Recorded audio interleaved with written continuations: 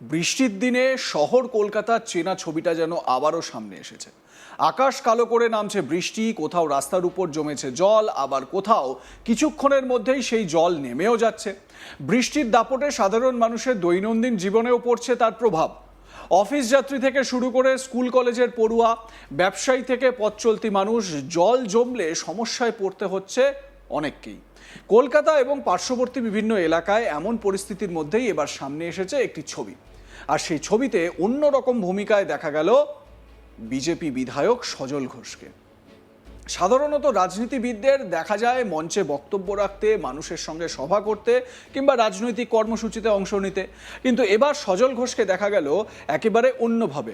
Half pant পরে তিনি নিজেই নেমে পড়লেন জমা জলের মধ্যে, হাঁটলেন জল পেরিয়ে, ঘুরে দেখলেন এলাকার পরিস্থিতি। শুধু দেখেই থেমে থাকেননি, স্থানীয় মানুষের সঙ্গে কথাও বলেছেন তিনি।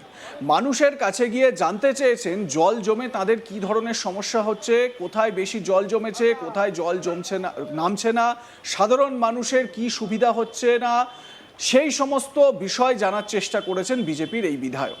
সজল ঘোষের সোশ্যাল মিডিয়া অ্যাকাউন্ট থেকেই এই ঘটনার বা এই ছবি, এই ভিডিও প্রকাশ করা হয়েছে।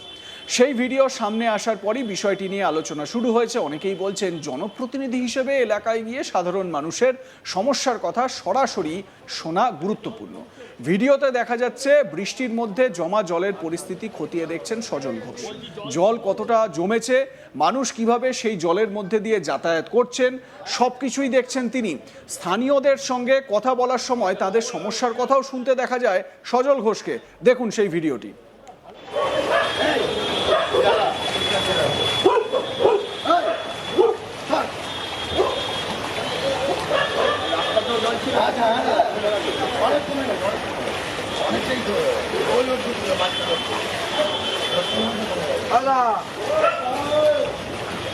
আজকেই পুজো ভালো করে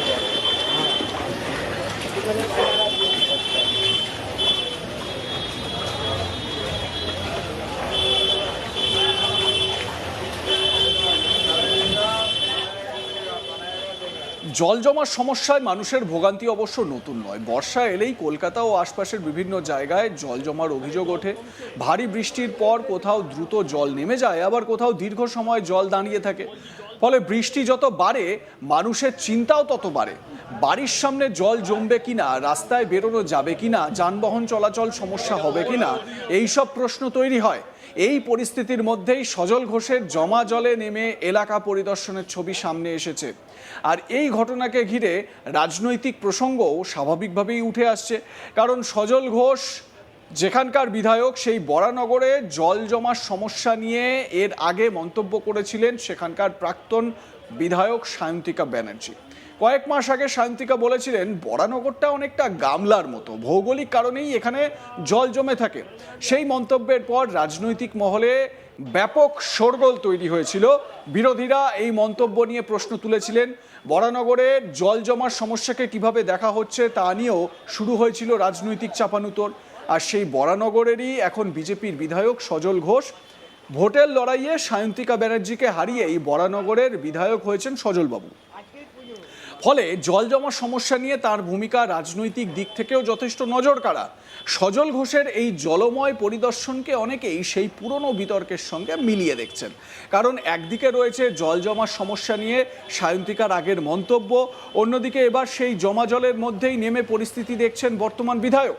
দেখুন, কলকাতার ছবিটা আপনাদের দেখালাম। অন্যদিকে এই যে ভোটের ঠিক আগে ভাগে প্রচারের সময়, প্রচারের সেই পর্বে, ভোটের প্রচারের পর্বে বৃষ্টি হয়েছিল, বরানগরে জল জমেছিল। সন্ধ্যাবেলার সময় রাতের সেই অন্ধকারে সজল ঘোষ তিনি ওই জমা জলের মধ্যে নেমে গিয়েছিলেন বরানগরে এবং মাইকে করে প্রচার করছিলেন যে আপনাদের বিধায়ক তো বলেছেন গামলার মতো, তো আমি দেখতে এসেছি যে আপনারা কেমন আছেন। সেই ভিডিওটাও নিশ্চয়ই আপনারা আজ তাক বাংলায় দেখেছেন এবং সজল ঘোষের ভূমিকাও আপনাদের চোখে পড়েছে। এবার কলকাতায় জমা জলের পরিস্থিতি খতিয়ে দেখতে নেমে গেলেন বিধায়ক, বরানগরের বিজেপি বিধায়ক সজল ঘোষ। দেখুন সেই ভিডিও আরেকবার।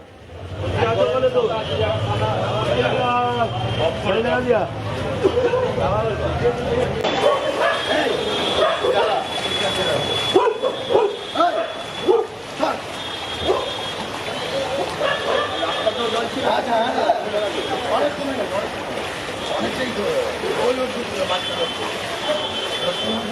দাদা আজকেই পুজো ভালো করে কর।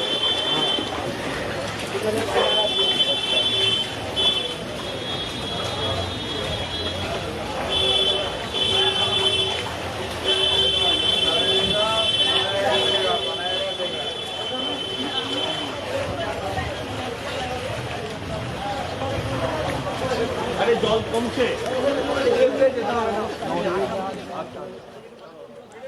তবে শুধু রাজনৈতিক বার্তা নয়, সাধারণ মানুষের সমস্যার জায়গা থেকে বিষয়টিকে দেখার চেষ্টা করছেন সজল ঘোষ, এমনটাই তার প্রকাশ করা ভিডিও থেকে বোঝা যাচ্ছে। জমা জলের মধ্যে নেমে স্থানীয়দের সঙ্গে কথা বলার সময় তিনি তাদের সমস্যার কথা শুনেছেন। কারণ বাইরে থেকে কোনো এলাকার জল জমার পরিস্থিতি দেখলে সব সমস্যার ছবি ধরা পড়ে না। কোথায় নিকাশি ব্যবস্থা কাজ করছে না, কোথায় বেশি জল জমছে, কোন রাস্তা দিয়ে মানুষ যেতে পারছেন না, এসব জানতে হলে এলাকার মানুষের সঙ্গে কথা বলাই সবচেয়ে সহজ উপায়। আর সেই কারণেই সজল ঘোষের এই ভূমিকা অনেকের নজর কেড়েছে।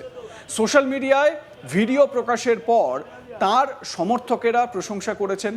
অনেক সাধারণ মানুষও বলছেন জনপ্রতিনিধিকে শুধু অফিসে বসে না থেকে সরাসরি এলাকায় গিয়ে পরিস্থিতি দেখা উচিত।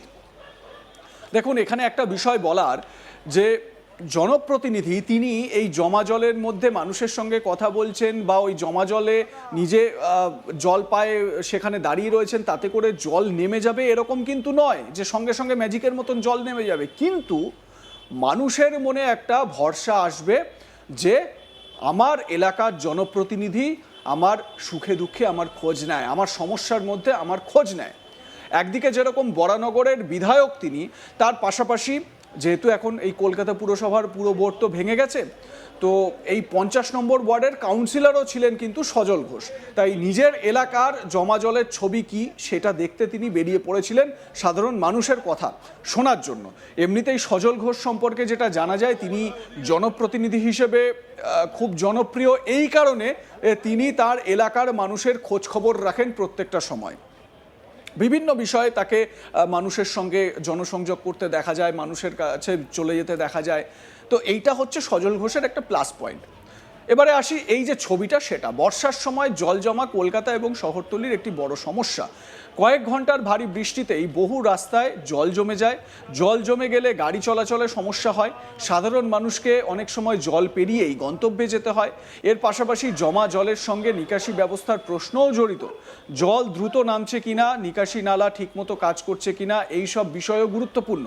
তাই জনপ্রতিনিধিরা এলাকায় গিয়ে সরেজমিনে পরিস্থিতি দেখলে সমস্যাগুলি চিহ্নিত করার সুযোগ তৈরি হয়, আর মানুষের মধ্যে কিন্তু একটা আশ্বাসের জায়গা তৈরি হয় যে হ্যাঁ, আমার এলাকার জনপ্রতিনিধি আমার সঙ্গে রয়েছে। তো আপনারা কি মনে করেন, বিশেষ করে ওই এলাকায় যেখানে এই জমা জল ছবি দেখতে গিয়েছিলেন সজল ঘোষ, ওই এলাকার মানুষ কি মনে করছেন জানাতে ভুলবেন না। দেখতে থাকুন আজ তাক বাংলা, সাবস্ক্রাইব করুন আমাদের ইউটিউব চ্যানেলটি।